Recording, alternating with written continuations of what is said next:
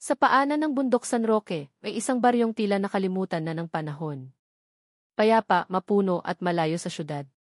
Dito'y naroroon ang isang binatang kilala sa pangalang Elias, isang manggagamot na hindi lamang sa sugat mahusay, kundi maging sa mga karamdamang hindi kayang ipaliwanag ng siyensya. Si Elias ay anak ng isang albularyong babae at isang hilot na lalaki. Mula pagkabata, nasanay na siya sa amoy ng pinaglagaan ng halamang gamot, sa tunog ng orasyon tuwing hating gabi, at sa mga hikaw ng kanyang ina kapag may tumatawag na di nakikita. Hindi man siya lumaki sa syudad, may kakaiba siyang talino, matalim ang pakiramdam, at tila ba may koneksyon sa mga bagay na hindi karaniwang nararamdaman ng tao. Madalas siyang tawagin ng mga taga-baryo kapag mailagnat ang anak, kapag may hindi maipaliwanag na pagkakasakit, o kung may hayop na tila kinulam. Pero hindi lang karaniwang sakit ang kanyang ginagamot.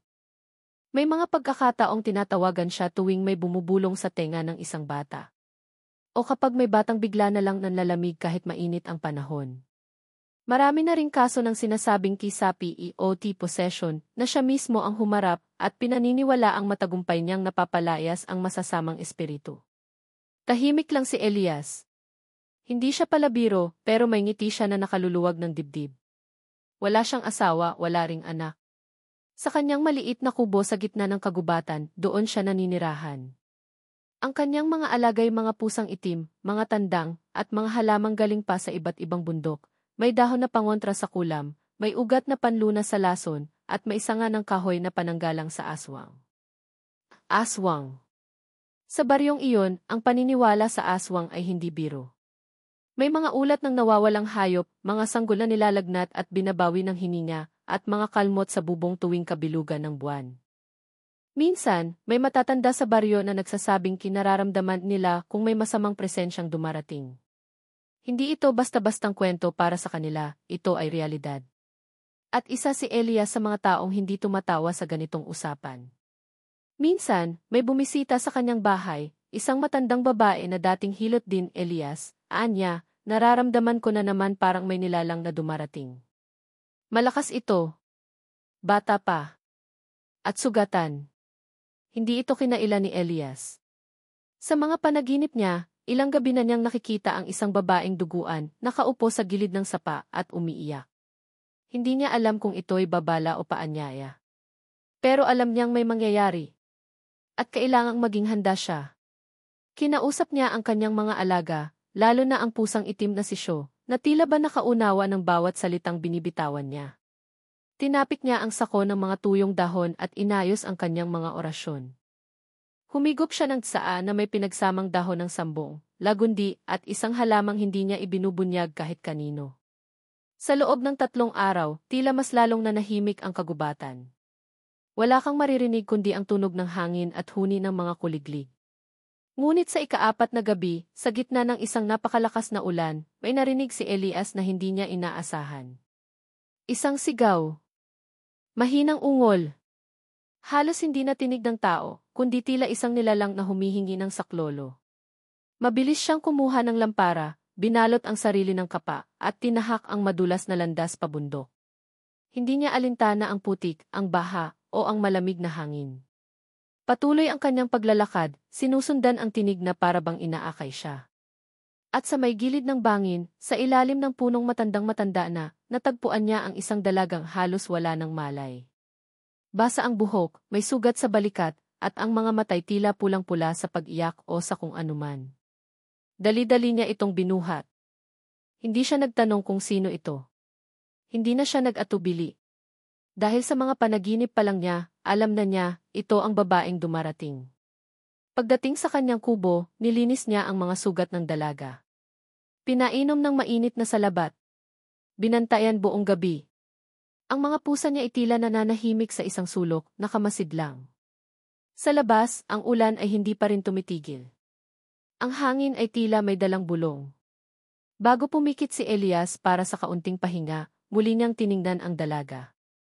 May bakas ng matinding sakit sa mukha nito.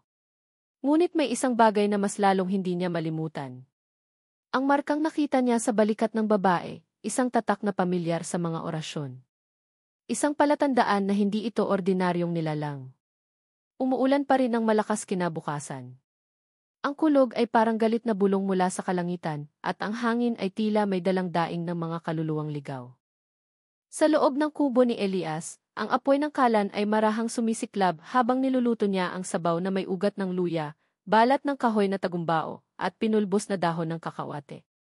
Isang lunas para sa sugat na hindi kayang gamutin ng karaniwang medisina, lalong-lalo na kung ito'y kagat na nilalang na hindi tao. Ang dalaga ay nanatiling walang malay sa banig, balot ng kumot at may benda sa balikat. Tinabihan siya ni Elias at saka marahang kinapa ang kanyang pulso. Mahina, ngunit buhay. Maya-maya ay gumalaw ito. Dahan-dahan. Nang bumukas ang kanyang mga mata, saglit itong tumitig sa kisam, tila naguguluhan, tila nangangamba, hanggang sa mapatingin siya kay Elias. Saan ako? Mahina niyang tanong, halos bulong lamang. Nasa ligtas kang lugar, sagot ni Elias. Ako si Elias. Isa akong manggagamot. Iniligtas kita kagabi sa bangin. Napatitig ang babae. Mabilis ang paghinga, parang natatakot. Hinawakan niya ang balikat, saka napangiwi sa sakit. Doon muling bumalik sa kanyang alaala ang mga huling sandali, ang pagtakbo, ang paghabol, ang mga matang pula na nakatitig sa kanya sa kadiliman, at ang hapdi ng sugat na tila isinumpa. Ano ng pangalan mo? Tanong ni Elias. Tahimik. Wala kang kailangang ikatakot. Hindi kita sasaktan, dagdag pa niya. Huminga ng malalim ang dalaga at saka bumulong, Amara. Isang saglit na katahimikan ang namayani. Si Elias ay saglit na napaisip, ang pangalang iyon, tila narinig na niya sa matandang kwento. Isang nilalang, isang dalagang aswang na tinalikuran ang kanyang lahi. Ngunit hindi siya nagpakita ng alinlangan. Sa halip, inabutan niya si Amara ng mainit na sabaw. Uminom ka. Makakatulong iyan sa katawan mo. Dahan-dahang ininom ni Amara ang sabaw, hawak ng nanginginig na kamay. Nang makaubos ng ilang lagok, muli siyang sumandal. Tahimik, pagod at parang binabagabag ng mga alaala. Makalipas ang ilang oras, habang nagpapahinga si Amara, nilinis ni Elias ang sugat sa balikat nito. Doon niya muling nakita ang marka, isang bilog na may 3 linya sa loob, parang bituin na hindi buo. Alam niyang hindi iyon likha ng tao. Isa iyong tatak ng sumpa, palatandaan ng isang nilalang na kabilang sa lahi ng mga aswang. Ngunit si Amara ay tila hindi kagaya ng mga nabalitaan niyang aswang. Mahina siya, sugatan, at tila may pagod sa kanyang kaluluwa. Kinagabihan, habang binabantayan ni Elias ang kanyang bisita, napansin niyang gising na si Amara. Tahimik itong nakatingin sa labas, sa ulan, sa mga punong animoy sumasayaw sa hangin. Doon siya nagsalita. Bakit mo ako iniligtas? Tanong niya. Dahil nangangailangan ka ng tulong. Hindi ako pumipili kung tao ka man o hindi, sagot ni Elias. Napayuko si Amara. Hindi ako karaniwang babae, alam ko, sagot ni Elias, hindi na kailangang marinig ang kumpirmasyon. Nakita ko ang tatak. Lumingon si Amara, baka sa mga mata ang takot. Hindi mo ba ako itataboy? Umiling si Elias. Hindi ako katulad ng mga tao sa labas. Lahat na nilalang ay may dahilan kung bakit sila naging ganoon. Ikaw hindi ka masama, Amara. Ang sugat mo ay hindi lamang sa katawan. Maging ang puso mo'y may bitbit na pasanin. Muling tumulo ang luha ni Amara. Gusto ko nang tumakas mula sa kanila. Gusto kong mamuhay ng tahimik. Pero hindi nila ako papayagan. Ako ang piniling ikasal sa pinuno ng aming lahi, isang aswang na mas mapanganib kaysa sa lahat ng nakilala mo. Ngunit tinanggihan ko siya. Tumakas ako. Sinundan ka nila, tanong ni Elias. Tumango si Amara. Gusto nilang mamatay ako kaysa iwan ang angkan. Sa mga salitang iyon, nabuo sa puso ni Elias ang matinding pagkahabag. Alam niyang hindi madaling maging ibang-iba. Hindi madaling iwan ang kadiliman kung doon ka isinilang. Ngunit si Amara ay piniling lumaban. At sa kanyang mata, iyon ang tunay na tapang. Naglatag si Elias ng proteksyon sa paligid ng kanyang kubo, mga dahon ng kabling, asin, mga anting-anting, at orasyon na paminsan-minsan niyang binibigkas habang nakapikit. Alam niyang kung totoo ang kwento ni Amara, maaaring may dumarating na panganib. Ngunit handa siyang ipaglaban ang dalagang ito, hindi lamang dahil sa awa, kundi dahil sa nararamdaman niyang koneksyon sa kanya. Sa gitna ng gabi, habang mahimbing ang tulog ni Amara, may mga matang nanonood sa dilim. Mga matang pula, gutom at puno ng galit. Ang gabi ng pagligtas ay simula pa lamang. Dahil may darating pa. Mas mabagsik, mas malupit, at mas madilim. Hindi pa man ganap na gumagaling ang sugat ni Amara, ramdam na ni Elias ang pagbabago sa paligid. Ang hangin ay tila mas malamig kahit sumisikat ang araw, at ang mga alagang pusa niya ay biglang naging mailap. Sa tuwing sumasapit ang dapit hapon, tila may mga aninong gumagalaw sa likod ng mga punong kahoy. Si Amara naman ay tila aligaga. Hindi makatulog. Hindi makakain ng maayos. At kahit pa tinitiyak ni Elias na ligtas siya sa kubo, tila ba may bumabalik sa kanyang alaala, mga alaala ng karahasan, dugo at pagtataksil. Isang gabi, habang abala si Elias sa paggawa ng bagong langis na gamit sa pangkontra sa masamang espiritu, lumapit sa kanya si Amara. Tahimik. Wala sa mukha ang dati niyang takot. Sa halip may determinasyon. Kailangan mong malaman ang totoo, bulong niya. Ang lahat. Tumigil si Elias sa ginagawa. Tumitig sa dalaga. Hindi ako pinanganak bilang tao, Elias. Ako'y isinilang sa lahi ng taglambong, isang sinaunang angkan ng mga aswang na hindi basta-basta nag-aanyong tao. Kami ay binasbasa ng lakas ng hangin at sinumpa ng dugo ng huling diwata. Taglambong, bulong ni Elias. Hindi pa niya iyon naririnig sa mga kwento ng matatanda. Bihira kaming makihalubilo sa tao. Hindi kami naglalakad sa mga baryo gaya ng karaniwang aswang. Mas malupit kami. Mas matalino. Mas organisado. Napalunok si Elias. Kaya pala hindi karaniwan ang marka sa balikat mo. Tumango si Amara. Iyon ay tanda ng kadalisayan ng dugo, isang lahi na puro. Ang mga ipinapanganak na may ganitong marka ay itinuturing na susunod na pinuno. Ngunit hindi ako sumang-ayon sa kanilang paniniwala.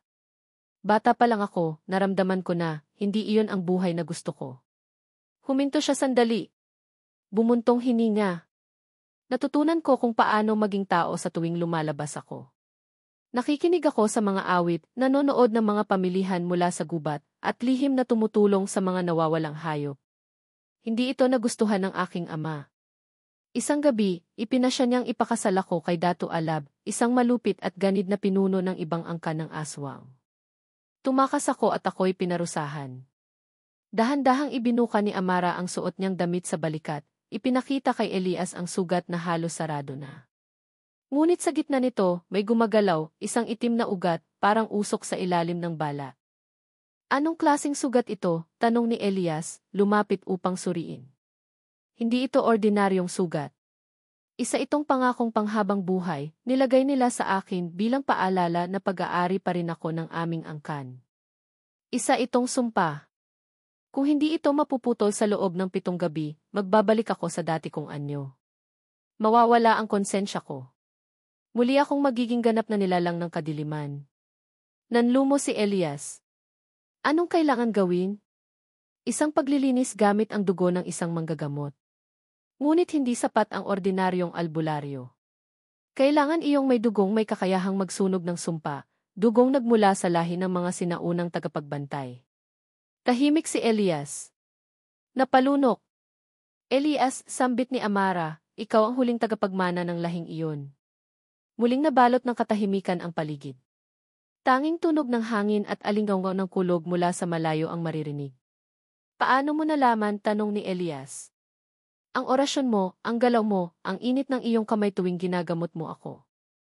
Ang mga iyon ay palatandaan. Isa kang tagapagbantay, Elias. Kaya mo akong iligtas. Pero may kapalit. Ano ang kapalit? Bulong ni Elias. Ang pagbubukas ng iyong dugo sa akin ay maaaring magbago sa iyo. Maaari kang maging bahagi ng sumpa. O tuluyang mawala sa mundong ito. Tumayo si Elias. Lumayo ng kaunti, tila iniisip ang bigat ng katotohanan. Habang si Amara ay lumuluhang nakayuko. Hindi kita pipilitin, Elias. Ayoko nang may masaktan pa para lang ako'y mabuhay bilang tao. Ngunit sa puso ni Elias, unti-unting lumalakas ang isang sigaw. Isang panawagan na hindi na lamang para sa panggagamot, kundi para sa pagliligtas. Sa kabila ng panganib, sa kabila ng misteryo sa likod ng katauhan ni Amara, alam niyang hindi siya isang halimaw. Siya ay biktima ng kadilimang ipinilit sa kanya mula pagkasilang. Lumapit si Elias. Hindi ko hahayaang muli kang kunin ng dilim. Nagtagpo ang kanilang mata. Sa gitna ng malakas na ihip ng hangin sa labas, at mga alingas-ngas na nilalang na gumagala sa kadiliman, isa lamang ang malinaw, magsisimula na ang laban. At ang pag-ibig, bagamat hindi pa binibigkas, ay naroroon, sa katahimikan, sa tapang, at sa pagnanais na magsakripisyo para sa isa't isa. Makalipas ang 2 araw mula nang isiwalat ni Amara ang kanyang tunay na katauhan, tila hindi na muling nanumbalik ang katahimikan sa paligid ng bundok. Sa kabila ng ginagawang proteksyon ni Elias, gamit ang orasyon at halamang galing sa kabundukan, ramdam niyang may mga matang laging nakatingin. Hindi lang mula sa gubat, kundi pati na rin sa baryo. Sa unang araw pa lang, may nakapansin na sa pagbabalik ni Elias sa palengke. Hindi siya karaniwang bumababa kapag ganitong tag-ulan, bulong ng isang matandang babae. Parang may tinatago yung manggagamot, dagdag ng isang binatilyo. May isa pang nagsabing may nakita raw siyang anino ng babae sa likod ng bahay ni Elias, habang ang iba'y nagsimulang ikalat ang haka-haka, aswang ang tinatago niya. At sa baryong matagal nang sinakop ng takot sa mga nilalang sa dilim, ang isang bulong-bulungan ay mabilis nagiging usap-usapan, at ang usap-usapan ay mabilis nagiging galit. Sa loob ng kubo si Amara ay patuloy na nagpapagaling. Bagamat ang sugat sa balikat ay halos nagsara, ang itim na ugat sa ilalim ng kanyang balat ay tila gumagapang na patungo sa kanyang leeg. Si Elias, kahit pagod at puyat, ay walang inaatupag kundi ang paghanap ng lunas. Pinaghalo niya ang ugat ng puno ng takip kohol, pinulbos ang balat ng ahas, at inihalo sa langis na pinagpakuluan ng sanga ng banaba. Hindi ko ito bibikisin kung hindi ko kayang panindigan, anya kay Amara habang pinapahid ang langis. Tatapusin natin ang sumpang ito. Ngunit isang gabi, habang nagpapahinga si Amara, isang matinding pagkatok ang gumising sa kanila. Malalakas. Mabilis. Galit. Elias, lumabas ka riyan, sigaw ng isang lalaki mula sa labas. Sumilip si Elias sa bintana. 3 kalalakihan, armado ng itak, may dala pang sulo. Kasunod nila ang ilang kababaihang may dalang asin, bawang at buntal ng walis.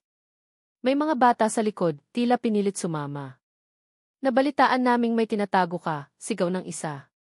May aswang sa bahay mo, sigaw ng matanda, sabay turo sa kanyang kubo. Pagharap sa galit ng baryo, maingat na lumabas si Elias. Pinanatiling kalmado ang tinig, kahit ramdam ang tensyon. Wala kayong karapatang pumasok sa bahay ko. Ngunit nilapitan siya ng isa sa mga lalaki, si Mang Rado, dating kaibigan ng kanyang ama. Hindi na ito tungkol sa'yo, Elias. Nararamdaman na ng mga hayop namin ang kakaiba sa hangin. May dumaan na itim na ibon kagabi, at nakita ng anak ko ang aninong lumilipad sa itaas ng kubo mo. Huwag mo kaming gawing tanga. Sumagot si Elias, may inaalagaan akong sugatang babae. Pero hindi siya halimaw. Sugatan siyang nilalang na gustong magbago. Gustong magbago, sigaw ng isa. Hindi nagbabago ang mga lahi nila. Kapag aswang, aswang. Narinig niya na ba ang kanyang panig, tanong ni Elias. Hindi kailangan. Basta hindi tao, peligro, sagot ng isa, habang itinataas ang hawak niyang itak. Sa loob ng kubo, nagising si Amara. Narinig niya ang lahat. At kahit nanghihina pa, tumayo siya, binalutan ng itim na tela ang kanyang katawan at dahan-dahang lumabas. Ang muling pagkita ni Amara at ng baryo paglabas ni Amara, natahimik ang lahat. Hindi siya nagsalita agad. Ang kanyang mga matay mapupungay, ngunit puno ng sakit. Pinagmasdan siya ng mga taga-baryo, at kahit walang ginagawa, ang kanyang presensya pa lang ay tila nagpapakaba sa kanila. Ako si Amara, mahina niyang simula. Isa akong aswang. Ngunit hindi ko ginustong maging isa. May mga buntong hininga. May mga umamba ng itak. Ngunit nagpatuloy siya, tinalikuran ko ang lahi ko. Tumakas ako sa kadiliman. Ginugulo nila ako dahil sa pagpili kong magmahal ng sarili kong paraan. At ngayon, ako'y pinaparatangan ninyo kahit hindi ko pa kayo sinasaktan. Magsasalita ka lang para madaya kami, sigaw ng isa.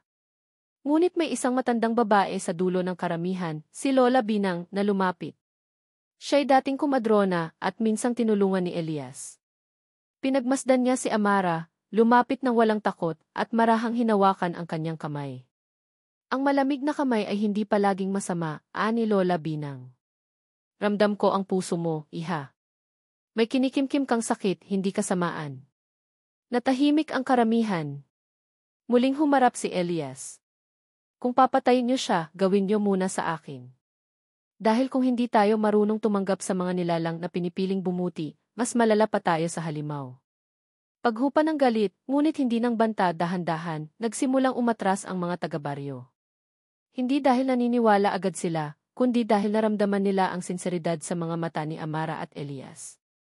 Ngunit bago tuluyang umalis si Mang Rado, nagsalita siya, kung may mangyaring masama sa alinman sa amin sa susunod na araw alam mo na kung sino ang sisisihin namin. At lumisan sila. Pagpasok sa kubo, kapwa ng hina sina Elias at Amara. Hindi dahil sa pagod, kundi dahil sa tindi ng hinaharap nilang laban. Mas mabigat pa sa galit ng baryo, ay ang pagdating ng halimaw na may karapatang habulin si Amara, si Datu Alab. Handa ka na ba? Tanong ni Elias. Tumango si Amara. Hindi ko na sila matatakasan. Kailangan ko silang harapin. Lumipas ang ilang araw mula nang humupa ang galit ng mga taga-baryo. Bagamat hindi lubos na natanggal ang takot at pagdududa ng mga tao, pansamantalang tumigil ang mga pagbabantang lalong magpalala ng sitwasyon. Subalit sa gitna ng katahimikang iyon, alam ni na Elias at Amara na ito'y panandalian lamang, parang isang ilog na walang ingay sa ibabaw, ngunit sa ilalim ay mairumaragas ang agos ng panganib. Sa gabi ng ikapitong araw, nagsimulang dumilim ang langit kahit hindi pa lubos na lubog ang araw. Ang mga ulap ay mabibigat, kulay uling, at tila may bumubulong na mga pangalan sa hangin, pangalan ng mga nilalang na hindi na dapat binabanggit. Ang tanda ng huling gabi ngayon na ang gabi ng pagbabago, mahina ngunit matatag na sambit ni Amara. Hindi na maikakaila ang epekto ng sumpa. Ang itim na ugat sa kanyang balikat ay umabot na sa kaliwang bahagi ng kanyang leeg. Tuwing titibok ang puso niya, sumasabay ang paglalim ng mga mata niya, tila naiipit sa pagitan ng pagkatao at halimaw. Huwag kang mag-alala, sambit ni Elias habang tinatahi ang orasyong ipupulupot sa kanilang paligid. Hahawakan ko ang kamay mo hanggang huli.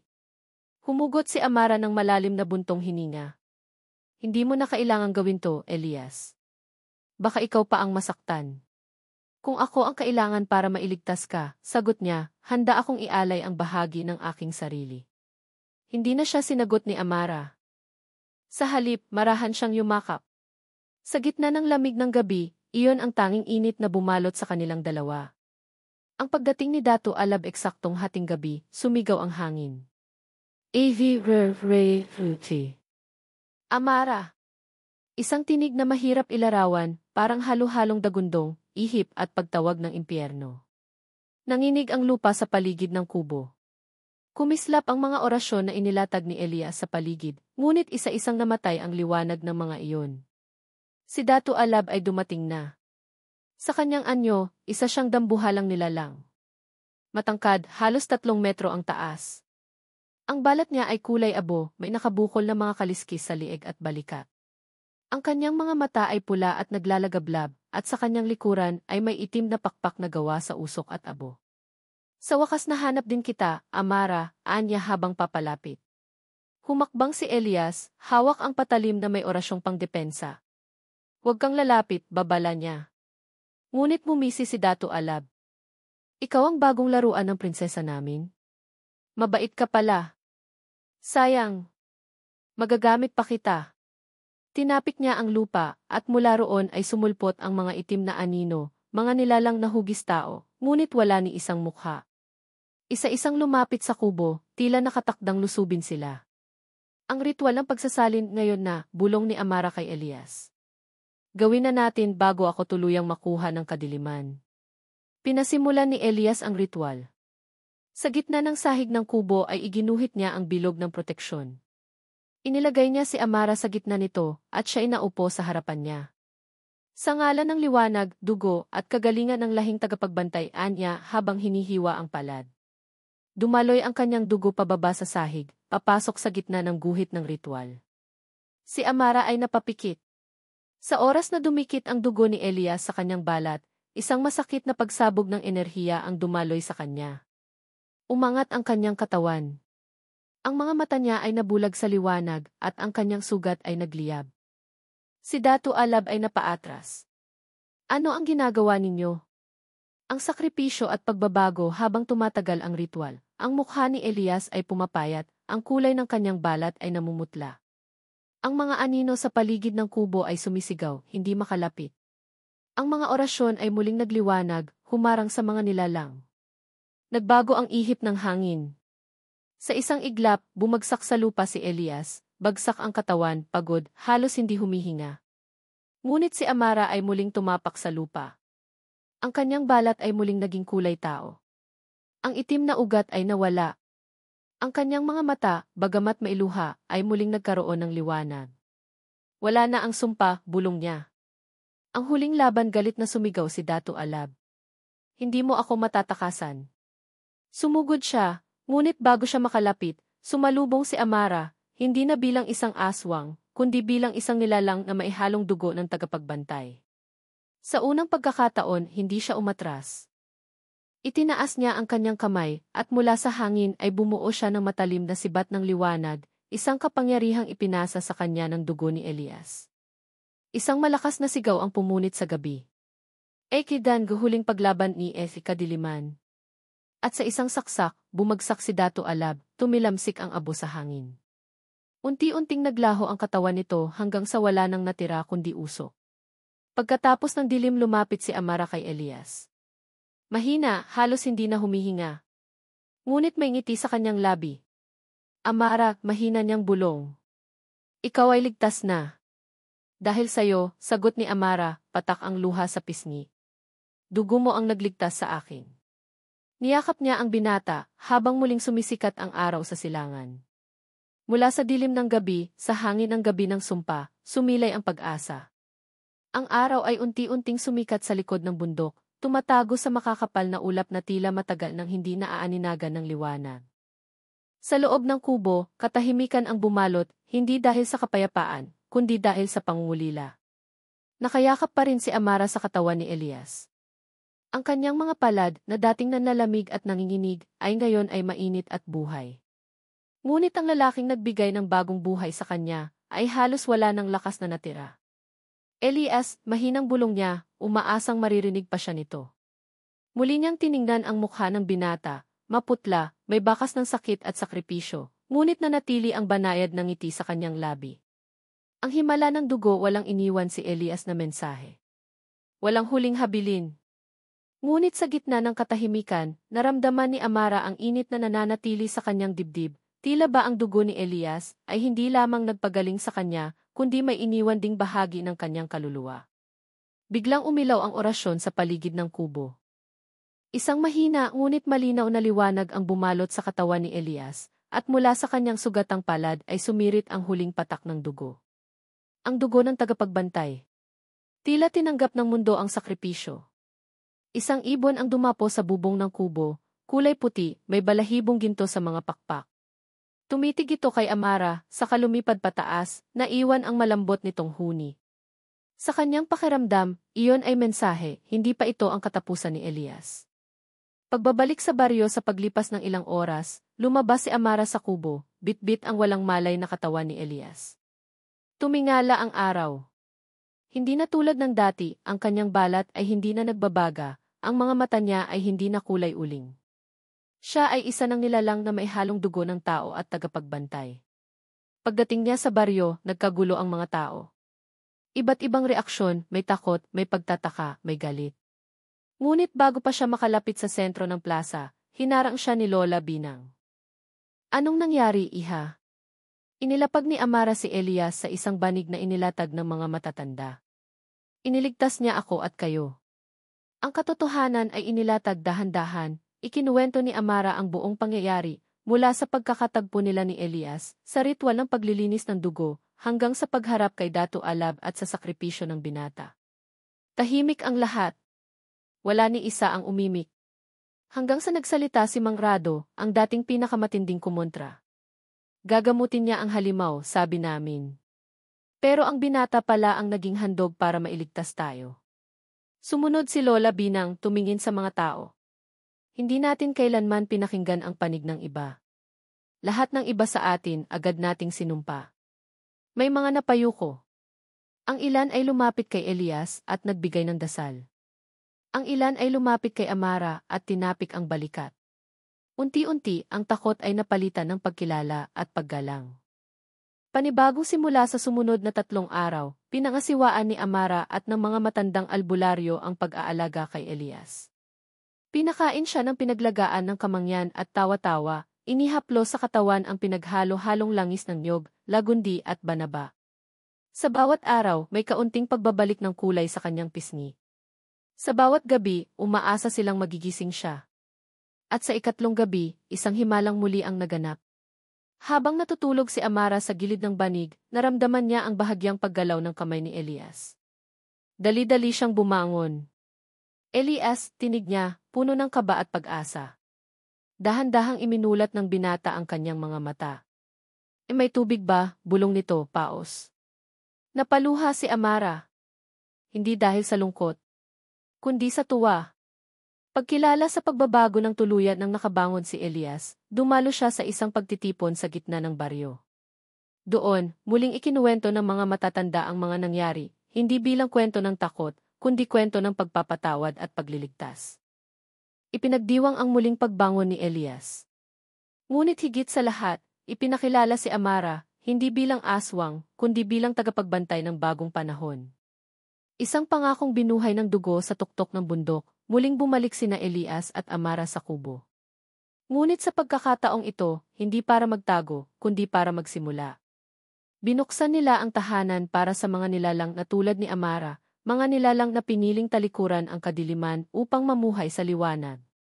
Naglagay si Elias ng bagong orasyon sa bawat sulok ng kubo. Ngunit sa gitna ng altar ay isang inskripsyon, ang dugo'y maaaring maging sumpa, ngunit sa puso, maaari itong maging lunas. Makalipas ang ilang linggo mula sa muling pagbangon ni Elias, naging maayos at payapa ang buhay ni Amara at Elias sa tuktok ng bundok. Ngunit habang tumatagal, mas lalo nilang naunawaan na ang labanan nila ay hindi pa tapos. Sa bawat panaginip ni Amara, may tinig na bumubulong, hindi ikaw ang una at hindi ikaw ang huli. At sa kanyang huling panaginip, nakita niya ang isang gubat, isang lugar na nilalamon ng anino, puno ng umiiyak na nilalang na tulad niya noon. Ang panawagan ng gubat minsan sa gitna ng gabi, habang nagagamot si Elias ng isang sugatang hayop, biglang napatingin si Amara sa madilim na silangan. Elias, bulong niya, may tumatawag sa akin. Hindi ko alam kung saan, pero alam kong kailangan nila ako. Lumapit si Elias, hawak ang kanyang panghilot. Sigurado ka ba? Baka patibong lang yan. Maraming nilalang ang ayaw pa ring bitawan ang kadiliman. Tumango si Amara. Pero kung walang magbibigay ng liwanag, mananatili silang ganon. Paglalakbay sa dikilalang gubat kinabukasan, nag-impake si Elias ng mga gamit, halamang gamot, orasyon, kandila at lumang mapa. Bago sila umalis, iniwan nila sa kubo ang mensahe, ang kabutihan ay hindi nananahimik sa bundok. Ito'y kailangang dalhin sa pusod ng dilim. Naglakad sila ng 3 araw papasok sa isang bahagi ng kagubatan na matagal nang iniiwasan ng mga taga-baryo, tinatawag ng mga matatanda bilang gubat ng mga anino. Sa gubat na iyon, palaging may hamog. Walang tunog ng ibon, walang ihip ng hangin. Puro bulong. Puro aninong gumagapang sa mga punong tuyo at sa lupaing maitim. Ang mga kaluluwang nawawala sa 3 gabi nila sa gubat, may narinig si Amara, isang batang umiiyak. Sumunod siya sa tunog, at natagpuan nila ang isang nilalang na mistulang bata, ngunit may pakpak ng paniki at matang kasing itim ng uling. Amara, bulong ng nilalang, tinutulungan mo ba ang tulad natin? Lumuhod si Amara, itinapat ang liwanag ng orasyong hawak niya. Kung nais mong gumaling, kung nais mong umalis sa dilim, tutulungan kita. Ngunit biglang may malalim na boses mula sa itaas, iyan ang una sa marami, Amara. Isang figura ang lumitaw sa mataas na sanga, isang nilalang na dating tagapagbantay na sumuko sa kadiliman, tinatawag na Kaldar, ang tagapangalaga ng gubat ng mga anino. Si Kaldar, ang dating tagapagbantay, dati akong tulad mo, anya habang bumababa. Pinili kong gumamot. Ngunit sa dami ng nilalang na di matulungan, ang puso ko ay naging bato at ang liwanag ko naging usok. May apoy sa kanyang mga mata, hindi galit kundi pagod. Bakit mo sila nilalapitan? Hindi ka nila ililigtas kapag nalugmok ka. Dahil walang ibang lalapit sa kanila, tugon ni Elias, sabay hawak sa kamay ni Amara. Isang katahimikan ang bumalot sa paligid, ngunit sa loob ng saglit na iyon, naramdaman ni Calthar ang init na matagal na niyang kinalimutan. Ang pagbabalik ng pananampalataya pumayag si Calthar na samahan sila, ngunit may kondisyon, kung mabibigo si Amara sa unang 3 nilalang, aalis sila at iiwan ang gubat. Tinanggap ni Amara ang pagsubo. Ang una niyang ginamot ay isang matandang aswang na nabulag sa kasamaan, ngunit sa tulong ng orasyon ni Elias at damong panghilom, muli nitong nakita ang silahis ng liwanag. Ang ikalawa ay isang tikbalang na nawalan ng alaala, tinulungan nila itong matandaan ang kanyang pangalan at ang pakiramdam ng pagiging tao. Ang ikatlo ay isang kapatid ni Amara, na dati niyang inakalang napatay ng mga tao. Ang sugat na nakaraan ang kapatid ni Amara ay si Maika, at ang sugat sa kanyang puso ay mas malalim kaysa sugat ng aswang. Bakit ka bumalik? Tanong ni Maika. Nilisan mo kami. Pinili mo ang tao kaysa sa dugo natin. Lumapit si Amara, mailuha sa mata. Pinili ko ang paghilom, hindi ang pagkalimot. At ngayon gusto kitang hilumin. Tahimik si Maika. Ngunit sa sandaling tinapik siya ni Elias sa balikat, tila may bahagyang pag-iba sa kanyang tingin. Pag-asa sa pusod ng kadiliman pagkatapos ng ikatlong tagumpay, humarap muli si Calthar. Ang 3 nilalang na akala kong di na matutulungan ay muling nabuhay sa liwanag. Marahil panahon na rin upang ako'y gumising. Hinubad ni Calthar ang kanyang balabal ng anino at ibinigay kay Amara ang isang singsing na hugis araw. Ito ang tanda na ikaw na ang bagong gabay ng mga nawawala. Muling pagtawid ng liwanag umalis sina Elias at Amara sa gubat hindi bilang mga takas, kundi bilang tagapagdala ng liwanag. Kasama nila si Maika, ang batang nilalang, at ilang dating aninong nagpasya nang muling maging nilalang ng pag-asa.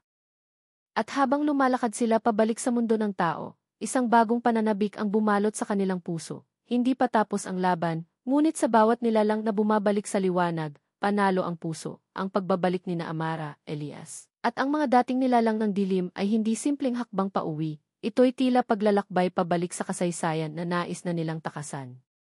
Ngunit ngayong dala na nila ang bagong pananaw, alam nilang hindi na maaaring balikan ang dating buhay, ang kailangan ay bagong simula. Pagharap sa mga taong nasaktan sa unang pagyapak nila sa baryo, hinarap agad sila ng mga matatanda, kasama si Mang Rado at Lola Binang. Tahimik ang paligid. Ang mga dating takot at galit na mukha ngayon ay puno ng pag-aalinlangan. Tinitigan nila si Amara, si Elias, at ang mga kasama nilang nilalang na dating tinatawag na halimaw, ngunit ngayon ay may matang humihingi ng kapatawaran. Bakit kayo bumalik? Tanong ni Mang Rado, hindi na galit kundi mapagmatsyag.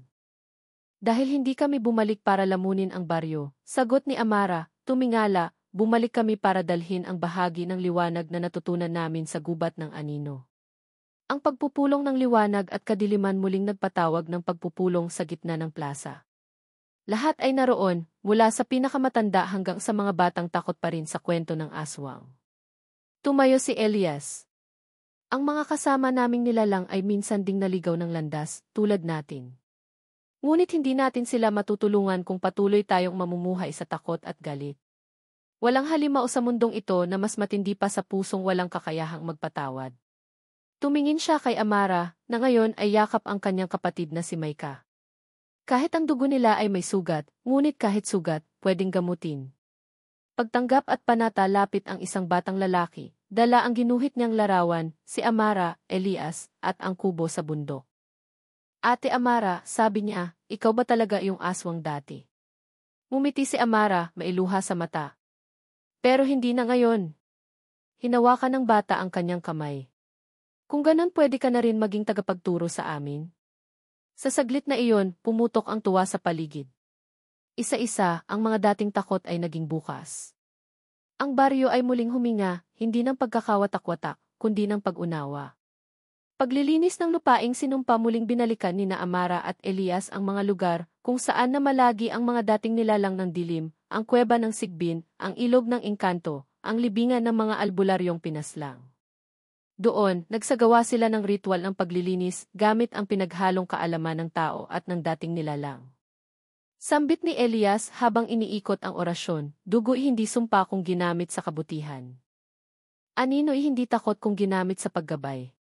Ang pag-uusap ng dalawang panig bumalik si Amara sa sagradong gubat upang makipagkita sa natitirang nilalang ng dilim, ang ilang engkanto at mambabarang na hindi pa rin kumbinsido. Sino ka para sabihin pwedeng magbago ang dugo? Tanong ng pinunong mambabarang, sila kan dumakil. Hindi ko kailanman sinabing madali. Ngunit kahit ang sugat ng langit ay gumagaling. Lalo na ang sugat nating mga nilalang ng lupa, sagot ni Amara. Tahimik sila kan dumakil. Hanggang sa inilapit nito ang palad, at binigyan siya ng isang huling palatandaan, isang itim na buto ng punong balete. Ito ang simula ng bagong kasunduan. Ang alay ng paghilom muling itinayo ni na Elias at Amara ang bagong kubo ng paghilom sa pagitan ng kagubatan at ng baryo, lugar kung saan pwedeng tumuloy ang nilalang na naliligaw ng landas. Hindi para pagtakpan ang kasamaan, kundi para gamutin ang sugat bago ito tuluyang lumason. At sa unang araw ng pagbubukas ng kubo, may lumapit, isang albularyong dating inabandona, isang batang tikbalang, at isang mangkukulam na ngayoy naghahangad ng kapatawaran. Ang huling panaginip sa isang gabi ng katahimikan, naginip si Amara. Nasa gitna siya ng puting hardin. Sa paligid niya, ang mga nilalang na minsang inakala niyang kasumpa-sumpa, ngayoy may matang maliwanag, may halakhak ng pag-asa. Lumapit si Elias sa panaginip, hawak ang isang bulaklak ng ilang-ilang. Sabi ko sa'yo, gagaling din ang sugat mo, bulong niya. Hindi lang sugat ko, sagot ni Amara, kundi ang sugat ng mundong ginagalawan natin. Isang bagong umaga pagkagising, nasilayan ni Amara ang sinag ng araw. Ang kubo ay puno ng liwanag. Sa paligid, ang dating mapanghusgang baryo ay ngayoy puno ng mga taong nag-aaral, nakikinig at handang magpatawad. Amara, sabi ni Elias, handa ka na ba sa susunod na yugto? Hindi ko alam kung anong susunod. Pero alam ko, hindi na ako nag-iisa. Epilogo, tunay kwento, tunay pagbabago. Ang kwentong ito ay hindi lamang tungkol sa isang sugatang dalagang aswang at isang binatang manggagamot. Ito'y kwento ng lahat ng nilalang, taong takot, taong sugatan, taong naghahanap ng kapatawaran. Ang dugo ay maaaring maging lason. Ngunit sa tamang kamay, ito'y nagiging lunas. Isa.